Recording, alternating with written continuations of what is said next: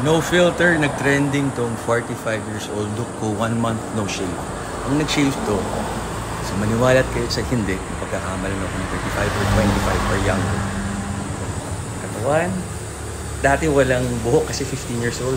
Nagsilabasan niya nung 18 tsaka 20, doon dumami pati yung balbas ko. Yung iba kasi hinahanapan ng buhok, lalo na sa dibdib, sa tiyan, yung age na 15, nakakatuwa naman kayo.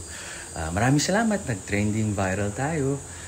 Parang 150,000 reactions and then maraming nagpapakita ng before and after.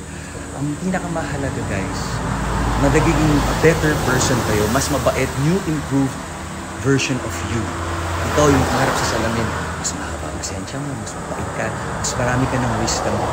Kumbaga, nakakatulong ka sa kapwa, paangat ang kapwa, hindi ka pababa.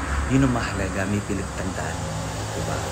Tama kayo, mali ang match proper. Do always happy health guys. Maraming salamat sa support.